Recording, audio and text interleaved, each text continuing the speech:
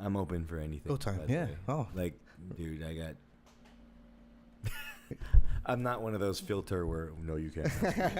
Well, this is the show for you. You ask me whatever the fuck you want. Welcome to the show, and we're live. Yeah, live. We usually say we're live, but Right on. we're not live on Facebook right now. It's kind of depressing. That's all right. Yeah, I'm gonna mope about it every episode, so people that listen constantly, they just Right. be like, all right, stop talking about your shit and just just deal with it. Right. And yeah, so this is some new stuff for us over the last few months, and it's been going good. The podcast has been building, and Nice. it gives me opportunities to sit down with gentlemen like you. Thanks, people. I googled your name, and I didn't realize how accomplished you are. Oh man.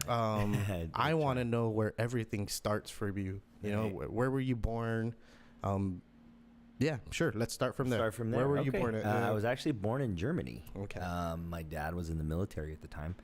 Army? Army. Yeah, Okay, yeah. yeah. He was actually a Vietnam vet. Okay. Yeah, my father was in the Army for 6 years, and we Yeah. stayed in Mannheim for 2 years. I was a young boy. That's where I went to middle school. Okay. And Okay. my brother graduated from high school in Mannheim. Okay. We Okay. actually lived in Worms, and a little small town not far from Mannheim. But anyway, I was born in Germany, and then we moved to California shortly after I was born, and lived in a couple cities in California.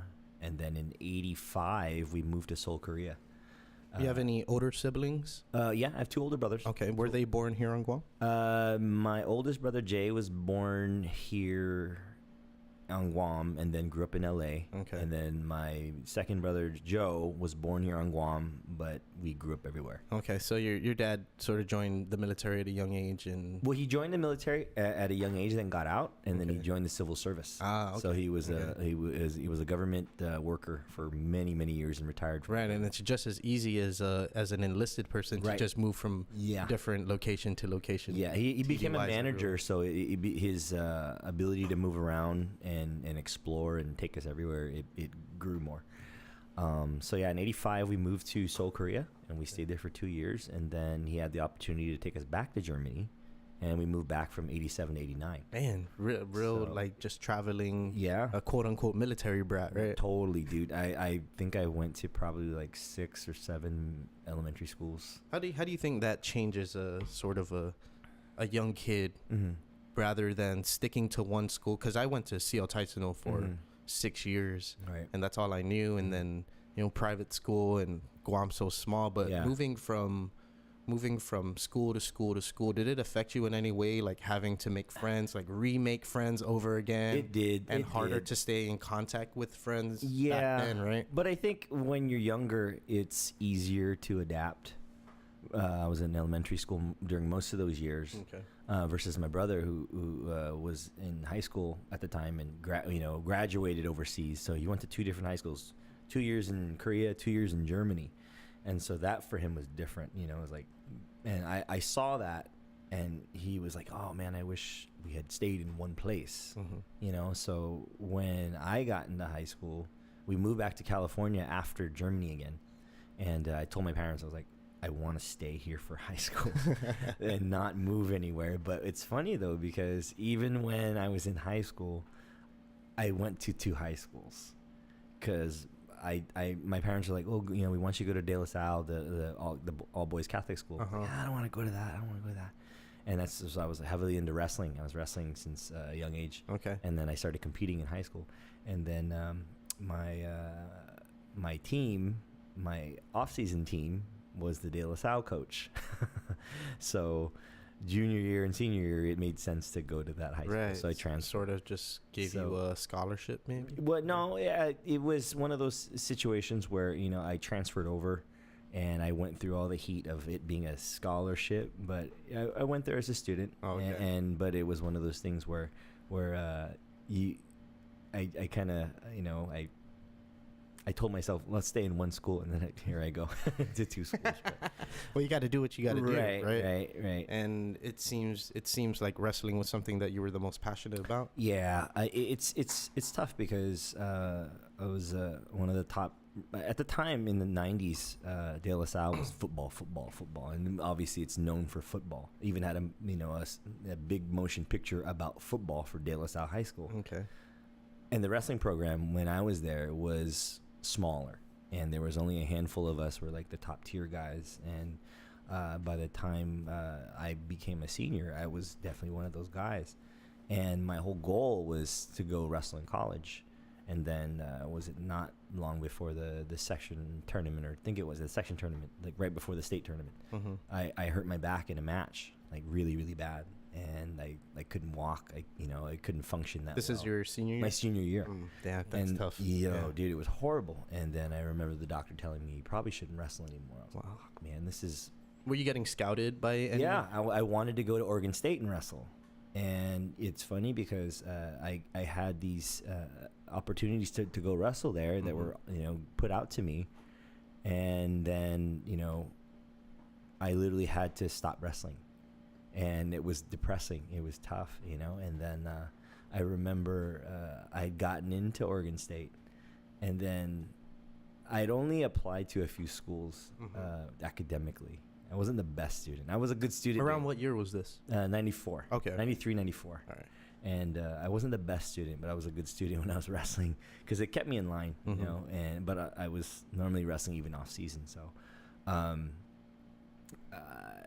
after I was done with wrestling, at least, for that season, I looked at, colleges as far as like, man, what am I going to do? And I reapplied to Oregon State, and they told me no. Oh, no. I was like, from being heavily recruited. Right. To straight nothing. Up denial. Yeah. And then I was like, wow, I guess that's a sign. And then I remember the 2 schools I applied to academically were Temple, which is back east. Just out of Wait, what was your back injury that was so serious? They told me that I had a disc that could have popped out. Okay. And it was funny because it was a guy it can probably cause paralysis. Right. And it was, well, what happened was I'd wrestled this guy earlier in the season. I destroyed him, and then we wrestled them at a home meet, and I beat him in double overtime. And it was just kind of like one of those wild matches. And I remember distinctly curling up after taking a shot on him, like, oh man, my back is like, and I felt something, but I kept wrestling, and I ended up winning. And then I remember going home that night, and I just showered, and I laid down, and I went to bed, and I was just tired, And then I woke up the next morning, and I opened my eyes, and I sat up, and I kind of fell back down, and I didn't feel my legs, and I screamed. No. Yeah, I screamed like a girl, like mom, and my mom came running, and what's wrong? She was freaking out, and she thought, I thought you were getting ready. I'm like, I can't walk. I couldn't get up. She had to help me get up. So something was already wrong. Yeah. And then I remember I went to the doctor that morning, and they were just like, we need to take X-rays. We don't know what's wrong with him, and it was scary. Were you able to stand up straight, or it was more like I was leaning over. I was leaning over. I couldn't stay on my feet for too long, and I was like, man, it's almost like you did a bad deadlift, huh? Almost. Or a bad squat. It was almost like because I felt it right in the middle of my back, and then my back went like that. So I was like, fuck, man, something's wrong. And especially when you feel like you don't have feeling in your legs. Yeah. That was the scariest part. Yeah, for sure. I was like, dude, I can't even walk. This is crazy. I didn't wake up with a boner this morning. Right? Something is wrong. What's going on here? But it's like typical wrestler mentality. You're taught, just keep pushing through. You're fine. Just keep going. I'm like, oh, I'll be fine. And then just to be told that you're not fine. Man, okay, well, and then fast forward, looking at my colleges that I put into, it was Temple, and that was a joke because the college recruiting came to our school one day, and me and my buddy were applying everywhere. We'll see what we can do, and we both put into Temple. And we both got letters saying, oh, we both got in. Sweet. But it was a joke. And the other one was Hawaii. And so I was like, man, I'm going to Hawaii. I'm just going to get out of Dodge and just, start my life somewhere else and just lick my wounds and see what life, can bring me there. And I started going to school out in Hawaii. And what's funny is like when I graduated from high school, I wrestled 125, 130, and 135 pounds when I was in high school. Senior year, I dropped back down to 130s. So, cutting weight was always something I did. Yeah. Damn, 130. Yeah. Jeez. I can't even imagine you looking 130. Dude, I've been the same height since 8th grade. So all my years of cutting weight kind of probably stunted my growth. But, but when I graduated, it was 140 pounds maybe of May, June of 94. Dang. And then when I got to Hawaii and I stopped running, I started lifting, started eating like crazy. By October of that same year, I was 185 pounds. Damn, so, man! Yeah. I got a funny story. I was Googling you, right? I Googled image, right, and a bunch of your jiu-jitsu pictures come up, and then there's a small little picture of a of a really ripped out, yoked out dude, and I'm just like, that's hold me. on. That's me, man. Let me search through this. Search through that. And I had to make sure. I didn't want to assume that you were a bodybuilder. I was. Yeah, man. Yeah. And I pulled you up in, I think it was USA Muscle or one of the websites, and it was you posing. I was like, dude, this guy looks like The Rock. What the hell? Well, dude, there's so much I gotta tell you. There's more to my story. Okay. It gets crazier. So I actually got back into wrestling when I was in Hawaii in college. Okay. I started. You just said fuck it. Yeah, I said, you know what? I didn't go to college for it, but I want to keep doing what I love, which is wrestling. Mm-hmm. And I was assistant varsity coach at Kamehameha, and I was wrestling a lot with the kids, and I was like, fuck it, I want to try and compete. And then I remember I competed later that year at the Hawaii State Games, and I remember there were guys there that recognized me. They're like, you're that kid from California. I'm like, yeah. They're all, what weight are you wrestling at? I'm on 180 and a halfs. They're all, weren't you the 30-pounder for De La Salle's? All, yeah, that was me. So that was funny. Was it on purpose that you wanted to gain so much weight? Yeah, you know what? My older brother Joe, he was heavily into bodybuilding in the 80s, and he taught me how to work out. He taught me how to lift, and I just went from there. Yeah, that helps. I was talking to Greg Monk, and he's like, dude, I had to figure it out, going strings and forums, and this is in the early 2000s he was doing this. I can't even imagine in the 80s, 90s, 70s you trying to figure it out. Mimic whatever someone is doing. And my brother taught me waiting for the catalogs and the magazines to come in, or just the chance to go to the gym and see what these guys are doing. I see. And so I figured it out, and my body reacted. I think it was all those years of depleting myself to finally feeding myself and allowing myself to blow up. Right. And I stopped running. I used to run 12 miles a day. Damn, 12 like miles a my day. Dad. Matt, how many miles do you run a day? Well, I work. Well, no, man. When I was in high school, especially like senior year, my dad would wake me up before school and I'd go run. You have athletic parents? No. That's what's funny is like my parents weren't. It's not athletes. in the genetics. It is in my other relatives. Okay. Yeah, like I had 2 other cousins that were like state champs and high level wrestler guys, and my brother wrestled in middle school. Okay. And I was such a big WWF fan growing up, and like I was always roughhousing, always wanting to wrestle and like fight and do stuff. Do choke slams and all of the above, all and power bombs. Yeah, man.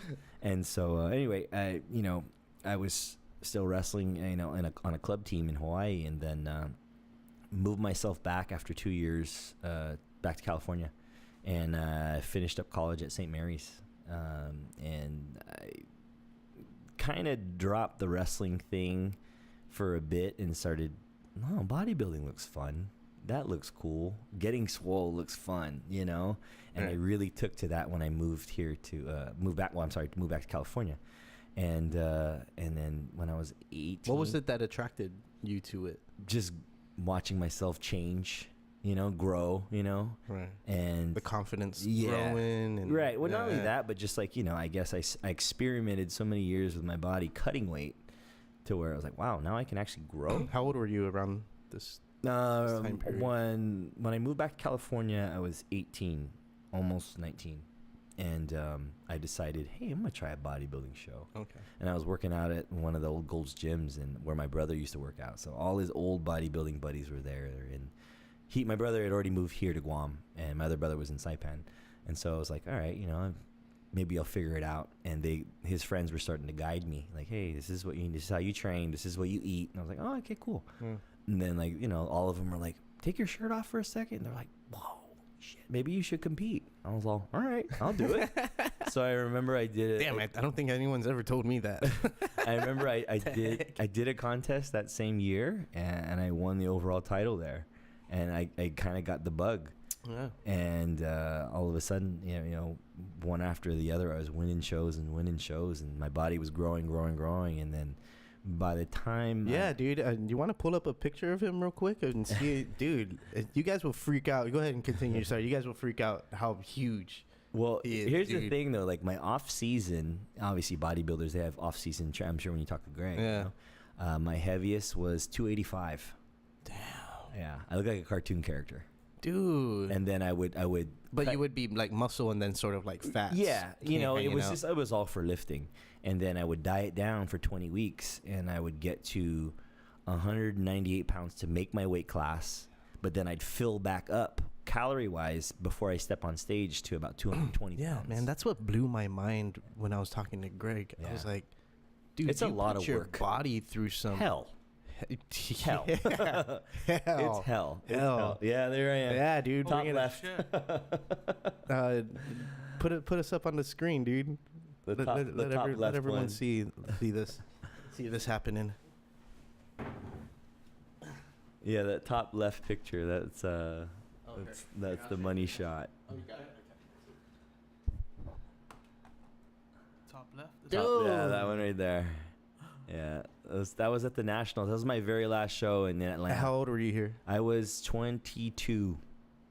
Damn, dude. Matter of fact, what's funny is the year before that, did they at least like put your body in clay and then sculpt you like to at least like keep the form? Like, I just want to remember this. It's funny though, because like I was the guest poser really at the Guam Nationals that year. Damn. And I remember, it was crazy because they'd flown me out, and everybody was just like, oh, it's like unbelievable, bro. Honestly, like not to say that you're right, but I chirp out. Like, I chirp out when I look back. Like, this is almost like another time of your life, right? Now. Well, right. See, that's what's crazy. Like, my life has taken some big drastic changes. It seems as so. I'm kind of an extremist. Yeah. Like, this was a huge. Like, you'll dedicate yourself to something for so long, and then you're just like, nah, let's try something else. Yeah. But I think with that, like, I kind of got burned out. Yeah, for sure. I think I did like maybe a dozen or more shows, and I won like almost all but the last couple, and on the verge of turning pro, and I was just kind of like, yeah. Why not though? My last show, my son was 6 months old. Okay. And he needed me more than bodybuilding, and I had to pull away. But then that competitor side of me that was always there, because I already went through the wrestling phase, and there I was deep into the bodybuilding phase. Right, getting ready to turn pro. And then I was like, I got to do something, And then I went back to the mat, and that's when I started wrestling again. And it's funny because for 2 years I was wrestling constantly, back in it. I loved it. It was my passion, my original passion. And then 2003... that was my last wrestling tournament, and it was funny because I was a little bit older, I was like 24, and I was competing with a bunch of younger college guys that are young and hungry, and I ended up taking third at that tournament. And they're like, well, how old are you? I'm like, I'm 24. They're like, wow, man, you're tough. I'm like, well, old man still got it, I guess. I'm like, wow, I'm considered old at 24, right? And that was crazy. And my best friend at the time, we were both wrestling at the same club, and he just got into fighting. He just got into MMA, and he was like, "Bri, come down to the Gracie Academy. He's Cesar Gracie's looking for some tough wrestler guys to, train with his guys." I was like, "Yeah, sure, whatever. Like sweet." So I went down to the Gracie Academy with him, and my first training session, I didn't know these guys from nothing. I wasn't really into the UFC. I've watched it, a little bit, but I wasn't. I was a wrestler. I was a purist. And then these guys come in, and later I realized who they were and who it turned out. I was Nick and Nathan Diaz, Jake Shields, David Terrell, Gil Castillo, all these original UFC guys. Right. You know what I mean? These front runners from back in the day. And those were all my first teammates. And Damn. and it wasn't like how jiu-jitsu is now. You come in and you learn, you tie the belt, all that kind of crap. It was like, all right, go survive. Yeah. And all I knew how That's was honestly, that's all I hear from anybody who's practiced jiu-jitsu in the early 2000s, Yeah. late 90s, early 2000s. it was different. It's secretive what you do in the gym, and you go there just to get killed. Right. Well, I mean, it was. I think it was more of a taboo, cultish type thing still, and I remember though it was like I knew how to wrestle real good, and I was taking these guys down. But as soon as they got to the ground, I was getting choked. I was getting armbarred. I was like, wow, I gotta learn this stuff. There's you figured out there is another aspect to your game that you were missing. Yeah, and then it was just respect for like, wow, this is great, this is cool. I dig this. You know? I kind of see it as almost turning a soccer player into a rugby player, right. or a rugby player into they a learn soccer player. they learn a new craft within what they already know. Right, and you can still use what you already know. Right. And intertwine it into what you're gonna learn. I guess it was crazy because I'd wrestled for so long, and then when I got into jiu-jitsu, I picked it up pretty quick. And some people they understand body mechanics and how stuff works and leverage and whatnot. And then I remember they're telling me like, well, you pull guard every time, like fall to your back. That's all I heard in my early days. But that's not a wrestler's. That's not a wrestler's place. Position, yeah. Exactly, but It's like, what? No, I'm not gonna go on my back. but me, I was like, really? I can do that?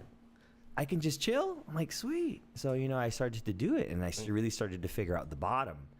And it was one of those things where I knew how to conserve energy because of wrestling and teaches you how to, pace yourself and whatnot. But now I was really conserving energy because I was playing guard. I was like, sweet, this is cool. Yeah, you're not always on the attack. Exactly. But, it took time. It took time. I had to unlearn a lot just to get good at the new craft.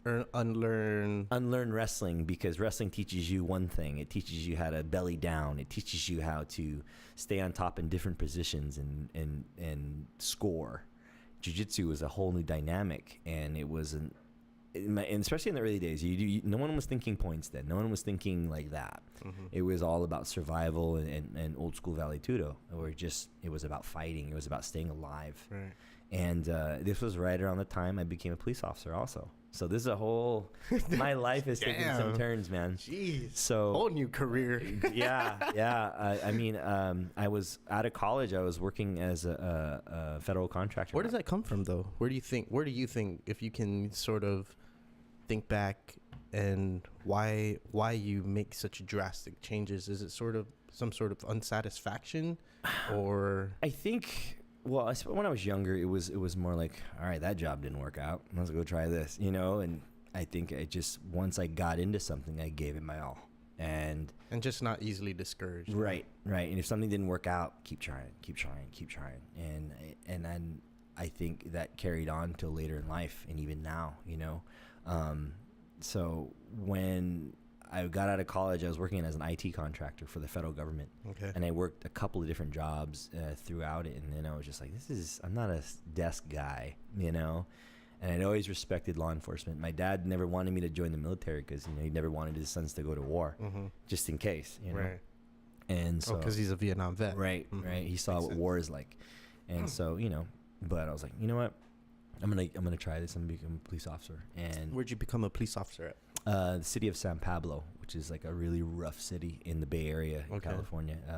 The most parolees per square mile. Oh, jeez. Yeah, it's a rough place, and it's running and gunning all the time. Yeah. And during my career, I did everything probably but shoot somebody. And you see a lot of bad things. I've seen the bottom of humanity in regards to where I was working, right. versus a lot of my colleagues who worked in other cities are like, wow. I don't see none of that. Yeah, stuff, and you're in your mid-20s by then, huh? Yeah, I'm in my late 20s. Late 20s, okay. And then I was doing all this, and then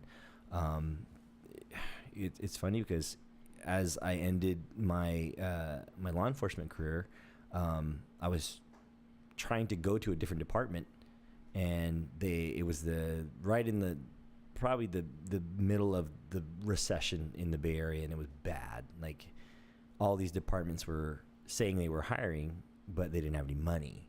And so I resigned from my last department and tried to go to another one. And then they're like, well, we don't have any money. I was like, oh, And so for years, man, I was applying for other departments, and it wasn't going anywhere. I was making the top of the list. I was making all these, number one. You're the number one. You're the number two guy. Oh, we want you. We want you. We don't have any money. Oh, man. So it was discouraging. But again, I kept trying. And then it got to the point where I was like, you know what? Maybe this is a sign. I need to do something else. And then the opportunity to open my own academy fell in my lap. And I was like, oh, yeah. So, God, it just went beyond me. Like, you're doing jiu-jitsu at the same time. I'm doing jiu-jitsu at the same time. And how are you progressing? Oh, to decide you want to open up your academy, you must have been progressing pretty well. I was progressing pretty well. As a matter of fact, I got my blue belt fairly quick. I won my first world championships as a blue belt in 2008. And while I was still a full-time cop. And, it's funny because I remember I was a training officer in the police academy, and it was a Friday, and like the tournament in LA was the next day. And like my recruits at the time, they had no idea what I was doing. They just knew I was a jiu-jitsu guy, but then I didn't want to tell them anything. And then I remember my colleague, my other cop partner that I was working with, he's like, where are you going? They call me Pang, my last name. Where are you going, Pang? I'm like, oh, I'm going to go do the world championships tomorrow. He's like, the fuck? The world championship? You're going tomorrow? I'm like, yeah, I'll be back. He's like, why do you talk about it like you're just going to get coffee? I'm like, well, like I don't know. I just didn't think too much of it. Yeah. And I went down there and I submitted everybody and I won and I came right back on Sunday night and I went to work Monday morning. He's like, well, how'd it go? I go, oh, I won. And he's like, you won? You won the world championship? I'm like, yeah. Oh, like it's nothing. I'm like, I don't know, man. It's just a tournament. Like, it's just one of those things, Yeah.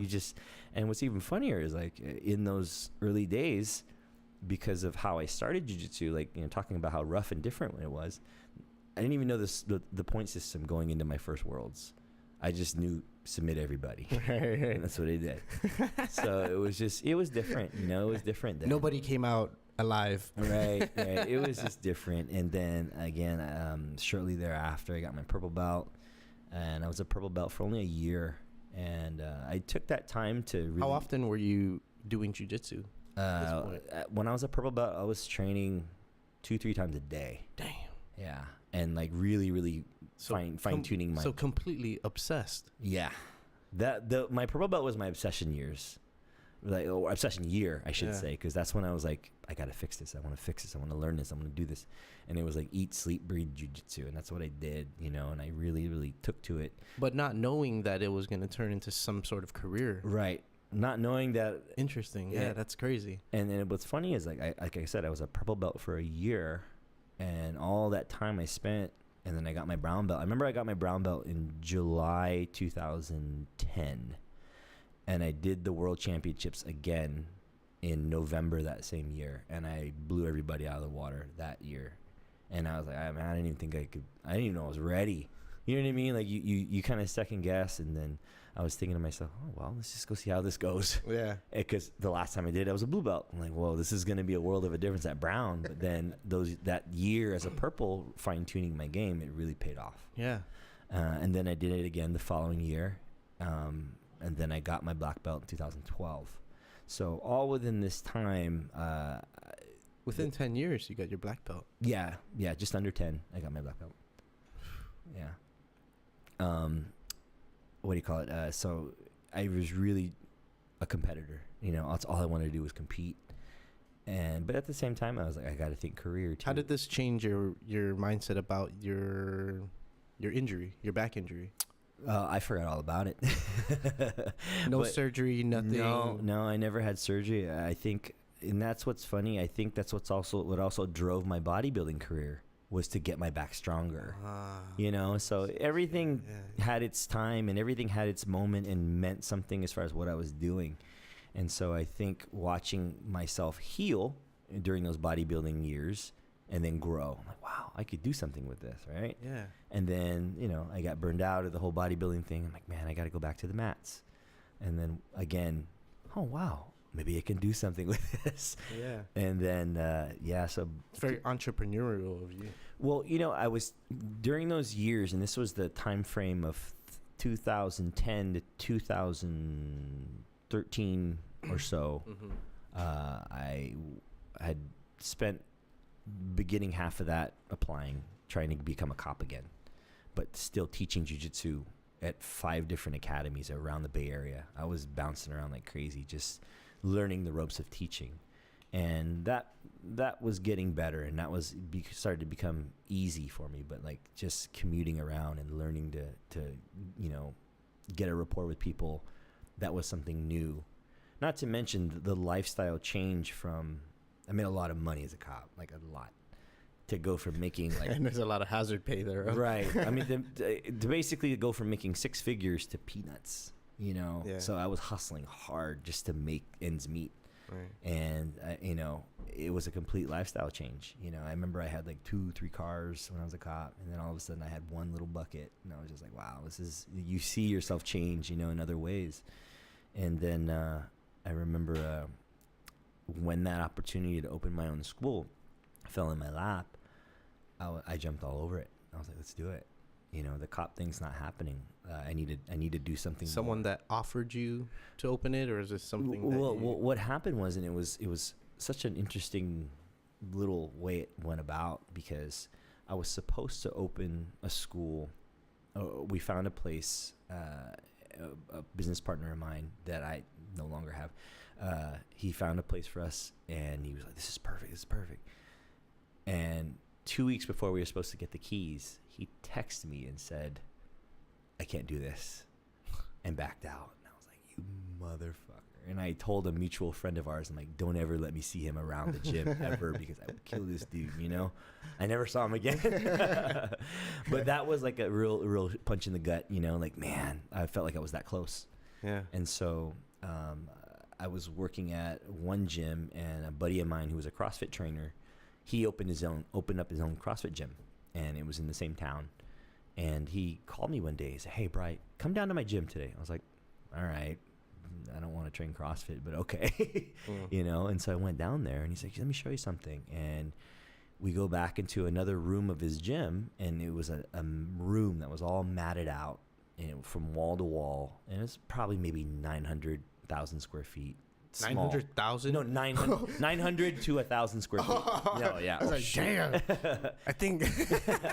No, it was just like a little shoebox of mats. It's a lot of room for activity. Oh, right. But I looked at this place. I was like, oh my God. And he's like, "Look, man, you want it, it's yours." I was like, "What are you talking about?" He's like, "It's been sitting here for 2 years unused."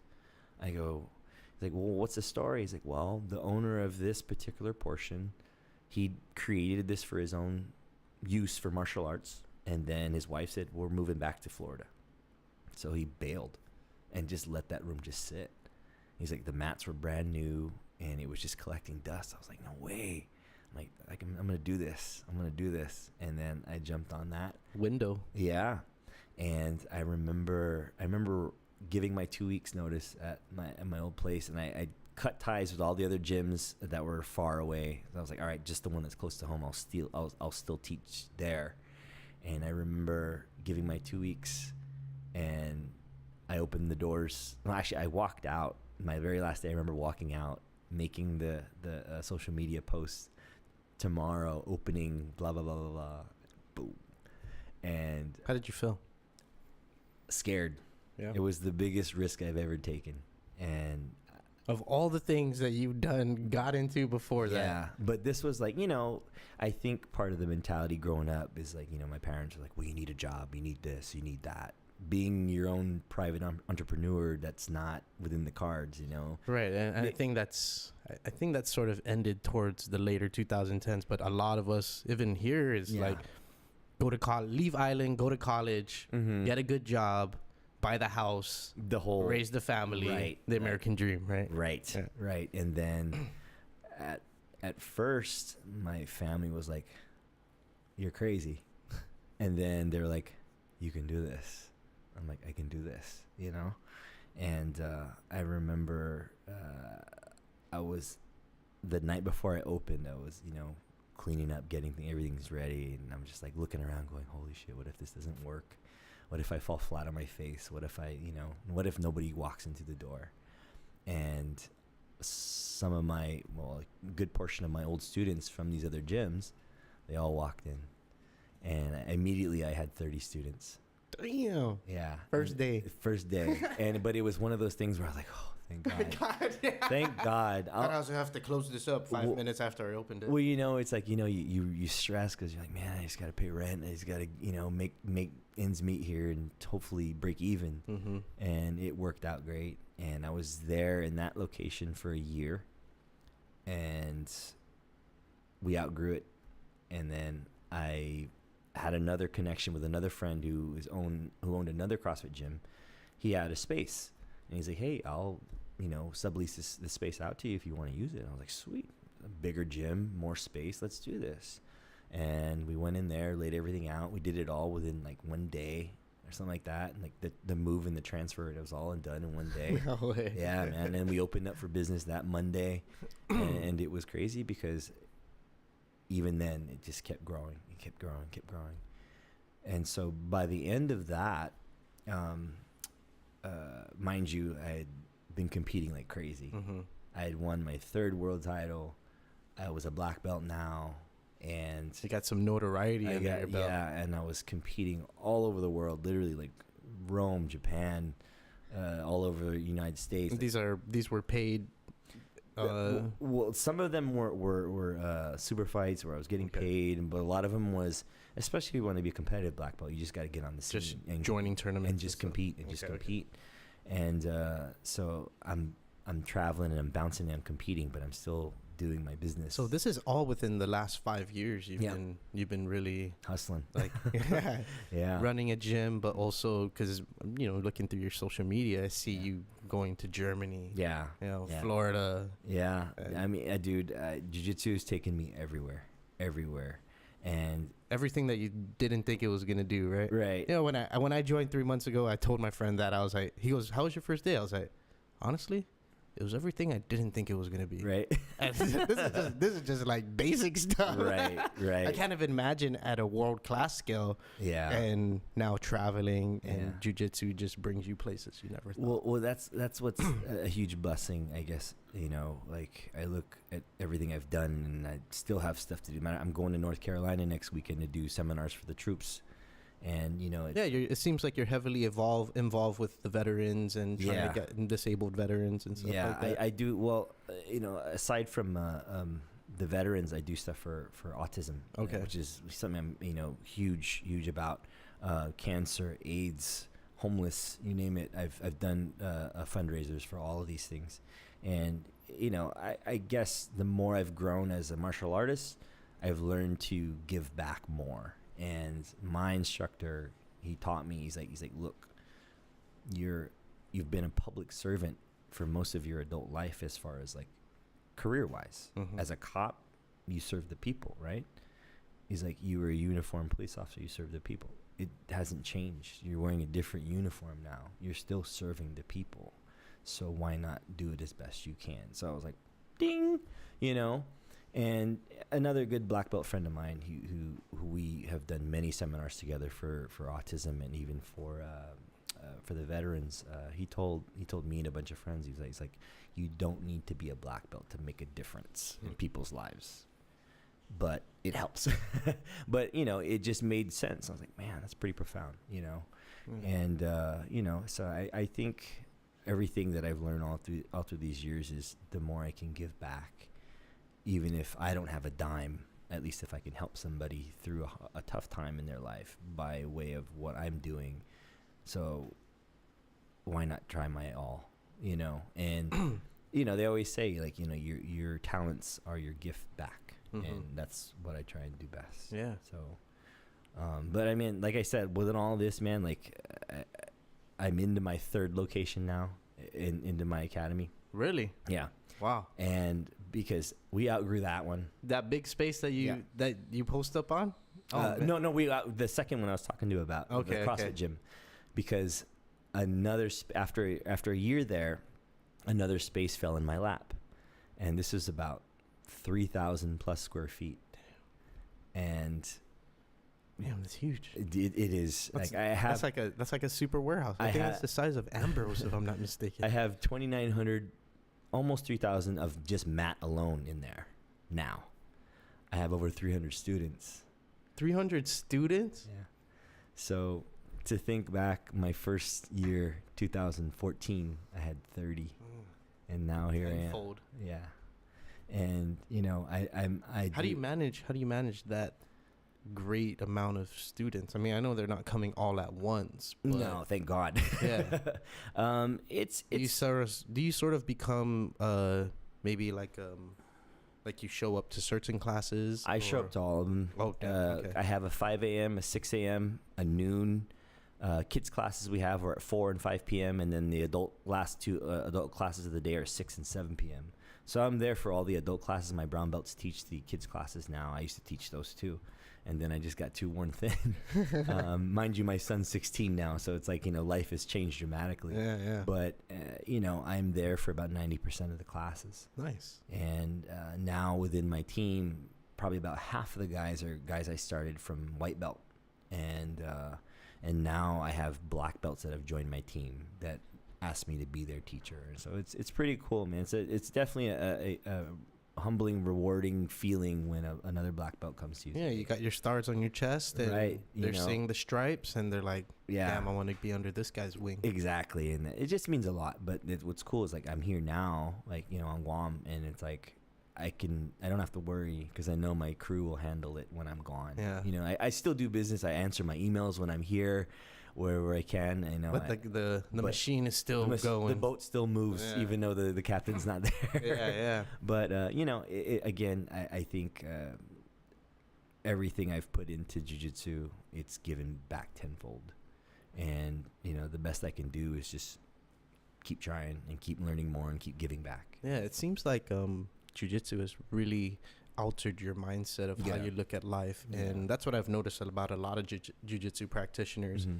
What is the difference when you were a wrestler and how your mentality was, and then you joined jiu-jitsu, and how did the two mentalities sort of compare? I think wrestling, it's more cutthroat, and wrestlers know that because it's a small window.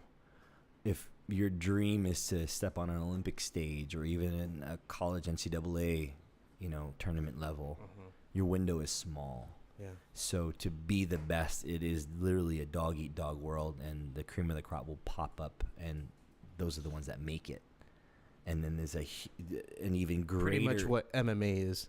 Right. The UFC is. But what's funny? It's like you look at like some of these top MMA guys that came from wrestling, they weren't even the best wrestlers. You know what I'm saying? Yeah. So there's a elite group of wrestlers out there that you see that made it to the top of the heap. Just think of millions behind that didn't. You know what I mean? Like versus jiu-jitsu, the journey can be as long as you want it to be, as long as you don't give up, because there's no end of your 4 years in college. There's no end of your eligibility. It's just a journey that you just keep jogging. It's not a full sprint. You just keep jogging. And I think the difference between the mindset of a wrestler and a jiu-jitsu guy is the jiu-jitsu guy knows he can tap and start over and go again. The wrestler knows, shit, if I get pinned, that might be it. That might be over. I might be done. I might not get that call back. I might not get another chance to qualify, and I'll never have it again. Yeah.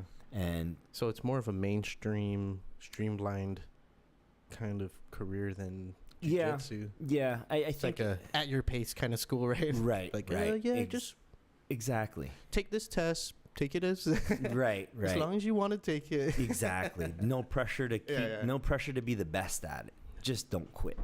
And I think that's probably the biggest difference. I still have a huge wrestler mentality in my head sometimes. And what part is that? Even if you're in the absolute worst physical or even mental pain, keep going. Like I remember 2015, I popped both of my LCLs in back-to-back weekends. Oh, I was in Rome. I hate hearing about knee injuries, man. Those are the worst, dude. I've watched multiple friends suffer from ACL tears, MCL tears. Like, oh my god. When I was in Rome doing the European no-gi championships, a guy shot in on an inside single leg, and I heard, and I felt it and I heard it, but I was like, fuck it. Take his back, get the hooks in, and sink that 4 points and win. And I won. But I was hobbling off the mat, you know, and then I remember when the adrenaline starts coming down. And the same thing happened the weekend later. I was in Vegas for the Vegas Open, and the guy shot in on the other side. And this is so your knee sort of just like bends in like this? So the LCL's on the outside. Okay. So the pop, like, let's say I'm standing like this, like that. Okay. Both of them were just like severely popped. One of them more than the other one, but it was just like I could barely walk. And I remember that changed a lot because like I couldn't squat like I normally do weightlifting wise. 'Cause I'm still lifting. I'm still doing all my strength and conditioning, right? And I remember like, you know, just, well, you got to keep going, dude. Yeah. You know, and then what's funny, that happened in the beginning of the year.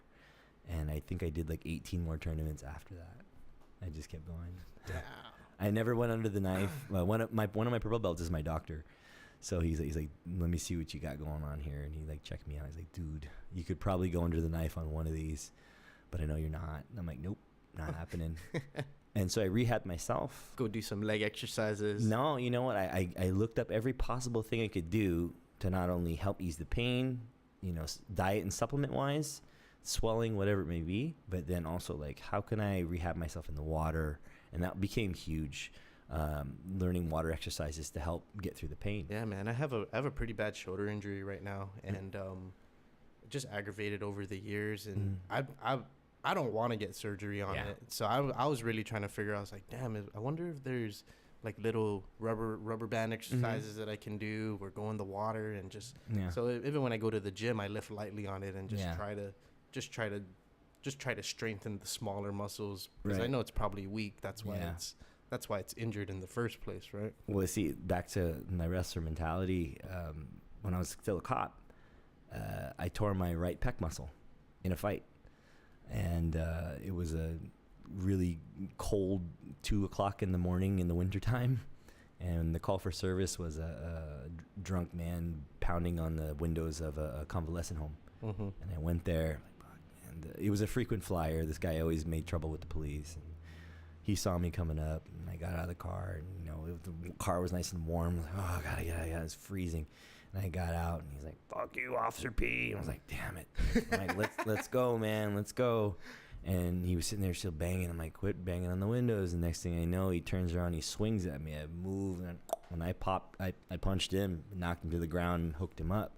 But it was within that punch, I felt the pop in my shoulder. I was like, that was weird. And I remember telling my sergeant, I'm like, Sarge, I felt something weird, you know, when I hit the dude. And he's like, well, see how you feel tomorrow. I'm like, all right. Of course, I'd go to bed that night, think, I'm just take 2 aspirin, I'll be okay. And then wake up the next morning, and that's when I saw the swelling. I was like, fuck. I knew exactly. I'm like, this is a pec tear. This is a pec tear. You know, the blood started to clot towards my bicep. Like, oh my God. And I still went to work, and I still worked the rest of the shift. And I remember I told my sergeant, I'm like, Sarge, this is what, and I showed him. He's like, what is that? What is that? And I'm like, dude, I know I tore my pec. I'm pretty sure I tore my pec. And he's like, well, you know, when I went about the whole protocol, but it was like one of those things where I was like, you just keep going, you know. Some people would have been like, I freaked out. I was like, keep going. Yeah, I still been, you know, I haven't been to jiu-jitsu in a week. Sorry, professor. But it's when I do roll on it, you know, it doesn't bother me or anything. But after, it's like, oh God. Well, even now, like, you know, all my younger students, they're like, you know, like, oh, coach, my finger, oh, this, that. I'm like, have you ever seen my hands? They're like, no. I'm like, this is straight. Yeah, that's straight. That's my fingers have been. Are you guys looking at this? You see this? That's how many of them have you broken? Well, I noticed that a lot of jiu-jitsu practitioners have, especially black belts, have really big knuckles. Yeah. And that's from constantly gripping. This. And then rubbing. Mm-hmm. And a lot of times, if you see this, like the pinky. Normally, when you're choking somebody, people reach for your hand and pull it away, or pull in your hand like really hard, and that's that. 2014, I had broken this finger. Yeah, that's why this one sits low. Yeah, I had broken this finger and this knuckle, and I did 20 tournaments that year. I just taped it, and I taped my whole hand. There's a picture. It might be on the Google. And you can see I'm like this, and you see my whole, it's like mummied, you know. I was like, oh, shit, just keep going, but it's just part of it, you know. Yeah. I'm like, you know. Yeah. Both of my ears. I got my first cauliflower when I was like 14, and from wrestling, you know. And then you just do it. I remember when that happened, I freaked out. You know, my parents were like, if you ever get cauliflower ear, you're gonna stop wrestling. You have to wear your headgear. And I was like, headgear's stupid, man. I'm not wearing that. You know, hated it. Never wanted to wear it in practice. And then I remember my ear got big. I was like, oh crap! And my dad picked me up. I think it was like a sophomore. My dad picked me up from practice, and I put my hoodie on and I covered my head. And he's like, "Is you cold?" I'm like, "Yeah, I'm cold." Okay. And freezing. Yeah. And I remember going upstairs into the bathroom, and I was like, I need to do something about this, because when we sit down at the dinner table, I'm staring right at my mom, and she will look at my ear and knew something was wrong, you know. And wear a beanie. I was like, I know I can't do that, you know. And my parents would be on to me. And I remember I was like, I gotta do something. And I remember my brother, he would pierce his ears with like an alcohol hot water clean needle, and just puncture it through. I'm like, maybe if I just pop it, it'll squeeze out, and I can do this. And my parents' bathroom is a white marble. And so I remember I was like, oh my God. I'm like standing there holding a needle towards my ear, ready to puncture it. And that's why if you look at my right ear, it's completely, there's no more ridges. It's completely flat. Yeah. And, you know, the first time I popped it. Compared to your other ear? Can I see your other ear? People always say, like, this is my wrestling side. And there's my jiu-jitsu side. Yeah. So I remember when I punctured this one, it just everywhere. And I was like, oh. And I was like, imagine a 14-year-old kid standing there with no shirt on and there's blood all over the place. I'm like, oh. I was like stuck. And I started to clean up, and my ear's bleeding, and I started cleaning up. And the next thing I know, what are you doing? Dinner's ready. Oh, I'll be right down. Why is the door locked?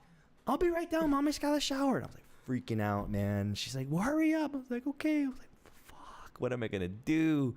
And thankfully, for whatever reason, it stopped bleeding, and I went downstairs, and like I was able to like angle off a little bit. And I remember I called my brother that night. I was like, dude, my ear is fucked up. He's like, what'd you do? I'm like, remember the thing you did with the earrings when we were growing up? I was like, I just did that. He's like, eh. But the proper way is to syringe and drain it with a syringe, right? Mm-hmm. I've drained my own ears, I think probably like 4 or 5 times. I've never used a syringe. Oh, same technique every single time. I have to say, I've used a thumbtack. I use a pinky nail. The dumbest one ever was my nail. Oh no! Oh yeah, dumbest one ever. It was when I was wrestling in Hawaii, and my ear got bad. And I was like sitting in the car with my friend. We were driving somewhere. I think we were going to the beach, and I was like, oh, dude, my ear's painful. And he's like, well, just pop it. I'm like, fuck it. And I just dug in there with my finger on. Oh.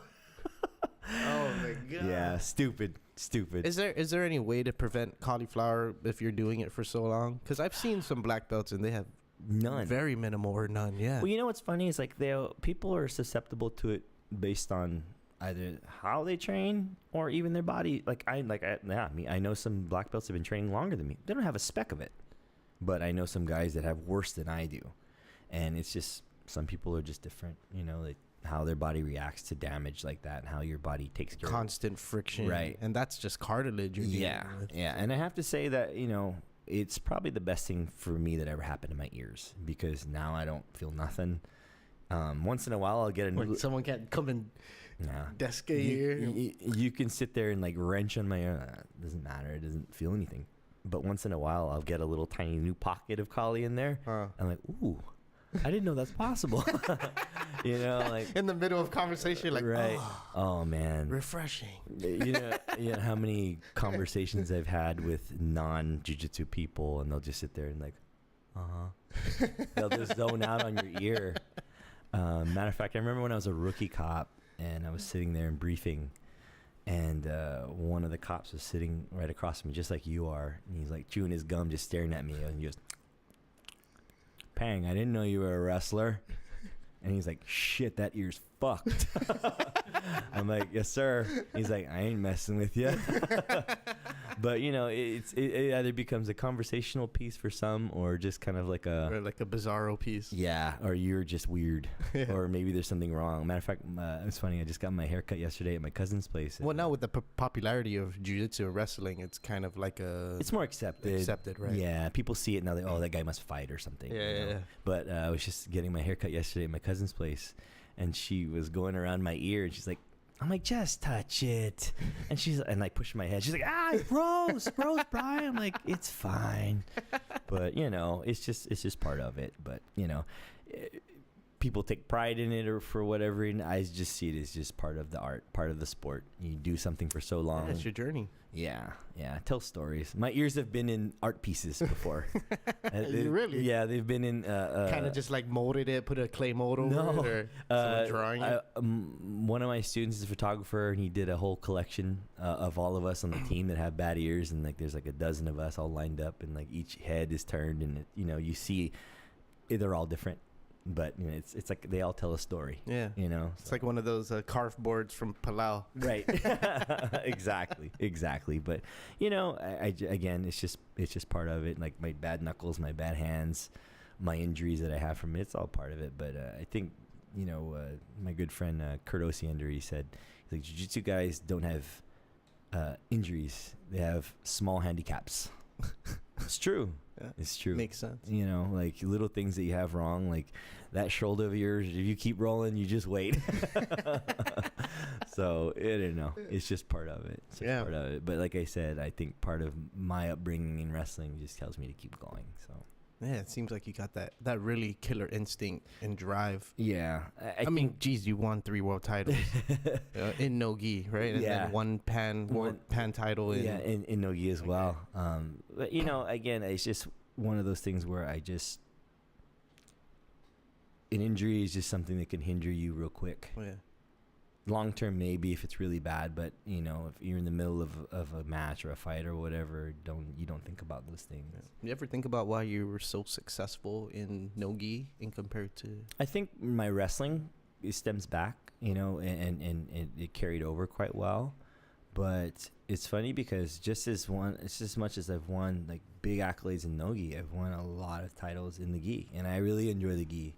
The gi, to me, especially as I get older, I'm like, this is fun. Like, you don't move much, and I can manipulate you more with the grip and all that kind of stuff. But yeah, I've won a ton of titles in the gi all over the place. Like, and you know, to me, it's all the same. So when people ask me like, what's your favorite gi or no gi, I just say jiu-jitsu.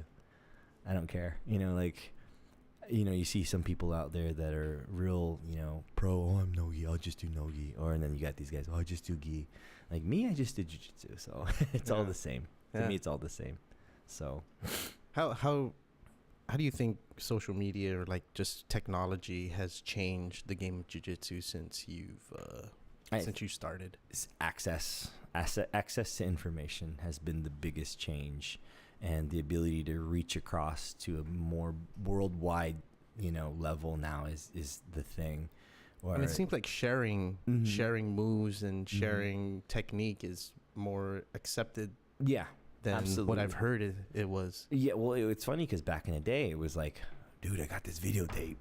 It's the Mundials, you know, and I got a copy. Like, whoa, shit, put it in. Like, wow, you know. And then I remember, like, you go to tournaments or you see once in a while, you know, a Brazilian guy. Like, trust me, like in the beginning, when I first started, it was really rare still to be a blue belt or even a purple belt. And if you were one, you were like, whoa, you must be really good, you know? And it was scarce to even see an American brown belt, let alone an American black belt where we were at. And then anytime you had a Brazilian come in, you're like, here's the source. This must be the God that we need to learn from. But, you know, I definitely can attribute to everybody that I've learned from in my journey as been a big piece in things I've learned from everybody. Like I don't single out one person. It's been many that I've learned from. So what are the biggest challenges you had to overcome as a white belt? not spazzing out. I mean, the challenges as a white belt for me in my days was, again, the unlearning, because you got some people that join jiu-jitsu that have zero background, right? And I think that's easier to mold somebody sometimes and like teach them, versus the wrestler that comes in and has that grinding mentality and that wants to stay on top and grind on top. Like, I had to let go of a lot of that, and that was weird. And I was like, man, all right, I'll lay down. All right, I'll lay down. Okay, I'll lay down. Like, but then, even then, you know, my game evolved because of that. And even as we were talking about injuries and stuff, it's funny because for the longest time, from like white belt to blue belt, I loved the butterfly guard. I loved sitting up and playing like that. And then when I tore my pec, that changed everything, because I couldn't allow my arm to get outstretched. I couldn't allow somebody to grab my arm and shoulder and pull it. So I started to fall to my side to half guard. And I was like, wow, this is a cool guard. And it seems like sort of a natural protection. You're protecting your body. You're putting your body like halfway on the floor. And it was funny because right around the same time, I'd taken a seminar with the originator of the half guard, Gordo. And that guy basically created the half guard. And how did he create it? He said he attributes a lot of it to a knee injury he had. He had to turn his body. And I was like, this is the same. Like, I'm turning my body to hide my arm and shoulder so I don't get damaged, but I can still be effective. And then it's funny because from then on, I became a half guard guy. And I love the half guard. I love all guards, but I play half guard like quite a bit. Yeah. And it all stemmed from an injury. So you adapt. Yeah. Do you believe in work on one move 10,000 times, or work on 10,000 moves one time and get better? I think it's work on one move 10,000 times in a week and then move on to another one. So I don't know. I think that also goes with like how I am as a teacher, and I always look at it like, if my students don't know it or didn't learn it, it's my fault. I didn't teach it to them. And so that's why at my school we have gi, no gi, wrestling, and judo. So you have the access to all this information to learn the full arts, you know, and in its entirety, not just one-sided. Not to mention, like, I'm a big believer in old school Gracie Jiu-Jitsu self-defense style. Like, I had to know those things into like getting my black belt and like becoming a full circle type teacher, because sometimes you have those day-to-dayers that come in, like, you know, women's self-defense and whatnot. They don't care about tournaments. They don't care about anything I've ever done as far as tournament accolades. They want to know, can you teach me how to defend myself? Sure. And so that's a whole other style of teaching. And then there's the sporting aspect of it. Like, sport jiu-jitsu itself is completely different. But because of what I've been exposed to as far as competing, I've taken all these aspects and even my little bit of my wrestling. So it's like a hybrid, you know, this is how I see jiu-jitsu. This is how I interpret jiu-jitsu, not just one way. Yeah. And so my students get exposed to, in my mind, the most complete that I can give them. I'm not saying I'm the best. I'm not saying you learn my way or the highway. No, it's like you should learn from everybody and take a little bit of what works for you, but at least try everything. Yeah. So within my school alone, like, we have a set curriculum of things every week.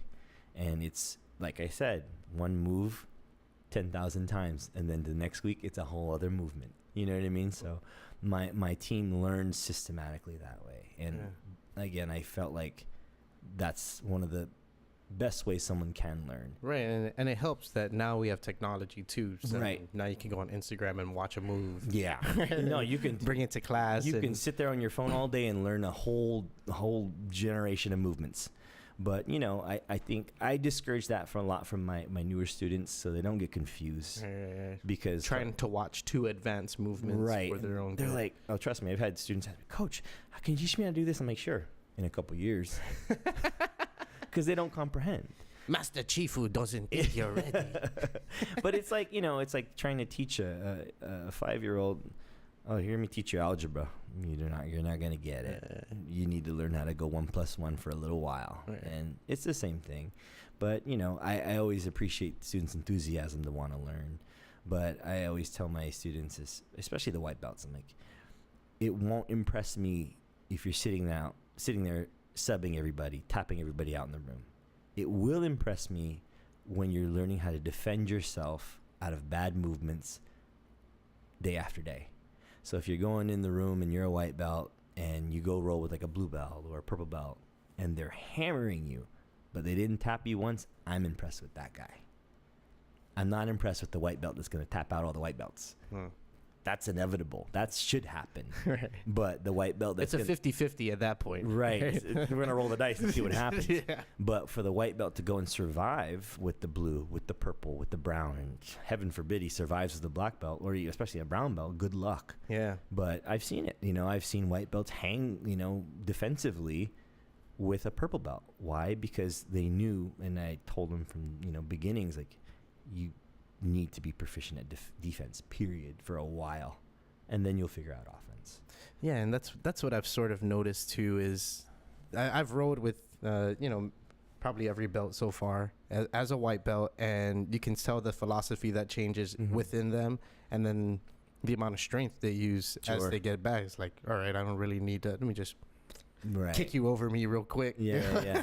Well, what's funny is, like, as you continue, dude, you're gonna see it yourself, and that's one of the biggest things that I saw. Like, when I got my black belt, I was like, wow, it sunk in my head. Like, I'm gonna go back and relearn everything I was taught, and because the movements that I learned at white belt, I comprehend it now differently at a black belt level, and it's more precise, and it helps that you're teaching it too. Right, and that's one of the big things that the people don't realize, that if you can sit there and talk about movement, and you can sit there and explain body mechanics and movement and leverage verbally to somebody, whether it be a white belt or a group of black belts, or in this case a mixed room, and everybody gets it, you're doing all right. Yeah. If you have people scratching their head and everybody's going, I don't know what I'm doing, or maybe you didn't explain it correctly. I find as common for me as a white belt is I'll see it and I'll look it up like, well, yeah, that makes sense. Right. And then you kind of lay down and you're like, yeah, hold on. Or you see my favorite. Wait, my arm here? I like to tease my team, and I'll look at them, I'll show a movement, I'll show it a couple times, and then I go, all right, go. And then they go and pair off. And then as soon as they pair up, I always see a couple of my guys go. And I'm like standing like right there. I'm like, bro, I'm right here. You can ask me. I'm right here. Oh, I just wanted to see what they were doing, coach. Ah, okay. He's trying to avoid the teachers. Right. It goes from two guys trying to figure it out to two guys just laying on each other, like, looking elsewhere. Like, that's what's funny. You guys look funny, right? From a teacher's perspective, man, I see a lot of funny stuff that sometimes I'll let it just pass, and sometimes I can't help but burn them right. I'm pretty sure I've taught another white belt the wrong thing, and Professor Lewis or Professor Elijah's like, well, hold on there, stop. Let me show you the right way. Yeah. I love those guys. I knew it. I love those boys, by the way. And if you ever talk to them about me, they'll tell you their first memory of me was bodybuilding. Okay. Because they were there that night. I was the guest poser on the Guam Nationals. They were competing in bodybuilding. Ah, okay. Yeah, they have their own thong days. I know. One day I'll get them on the podcast and I get to pick their brain. For now, they're my teachers. Oh yeah. Just hammering on me. I love and respect those guys. I've done 2 seminars, I think, over at your school, and great crew, great people. Yeah, that was the thing that drove me to the whole school too, was just the environment. Mm-hmm. The willingness to teach, and sure. I'm not saying other schools won't provide that, but that being the first school, and plus Lewis since 2015 is like, dude, when are you gonna come out? Right. When are you gonna come out? You gonna come out? And I was like, yeah, I got this ankle injury from soccer. All right, what's next? What injury do you have next? Man, I got this thigh, dude. I was gonna come out, but I got this thigh. He's like, all right, you let me know. Right. All right, dude, I just got a bad rib injury from soccer. He's like, just let me know when you're done making excuses. My favorite always is when I hear people tell me, I'm going to get in shape first, coach, before I come back out. And I'm always like, what workout is that? Because I don't know that one. Is there a machine for that? Because I don't know that one. And they're like, okay, I'll come back. And you kind of figure it out that jiu-jitsu kind of provides that that kind of avenue to get in shape. Yeah. Whether you're you're sweating all over the place, or you're testing your cardio, or you're testing your grip strength, or any kind of strength. It's an overall thing, but at the same time, like I always tell my guys, you gotta supplement your jiu-jitsu training with outside cardio, with outside weight training, because it will help you in the long run, especially in these days. I see kids yellow belts training like they're Olympic athletes now. And that's what's crazy. It's like the level of athlete, and no matter the sport, it gets better every generation, basically. And the generation of jiu-jitsu practitioners now, it's starting even younger, and they're getting better and better. Like, look at that kid, Nicky Ryan. Yeah, I'm not familiar. He's 17 years old. He's a world-class jiu-jitsu practitioner, and he's beating black belts all over the world. Yeah, he just beat a 10th planet black belt at an event in New York. Damn. But it's like I said, like the level of guy is growing more, and they're farming them younger and younger. Mm-hmm. Well, I mean the access for more jiu-jitsu now, it's there. I feel like it's possible for Guam now because totally, there's the amount of black belts, the amount of the caliber of players here. I mean, possibly an Olympic team, right? Jiu-jitsu's an Olympic. It's been talked about getting to the Olympic level. It's not there yet. Oh, not yet. Yeah, it's not there yet, but it's talked about it. But definitely, I think who was I talking to a little while back? Sooner or later, one of these kids from Guam is going to go win the Worlds, or he's going to go win Pan Ams, and it's going to happen. It's going to happen. And it's funny because my good buddy Mike Carbolito. He's a black belt over there in Atos, and I know that kid, man. He's hungry. He really wants it, and I know he wants to be the first, black belt, world champion. And I hope he makes it. I hope he does it. That'd be great. Yeah. That'd be great. But again, you have the caliber just here on island alone. It's there. It's there, and it just takes one kid that opportunity to make it to the worlds and get there, and then have a good tournament. That's it. So I wanna rewind. Sure. Go back to your younger years. Yep. To where you were a kid and growing up in the States and not really growing up here. How did your family keep you connected with your roots and with the island, and sort of keep you familiarized with everything going on here? Well, at home, my parents spoke half Chamorro, half English. So I had to learn some stuff. At a young age, also, my grandparents were living with me, and they didn't speak a lick of English. It was all Chamorro.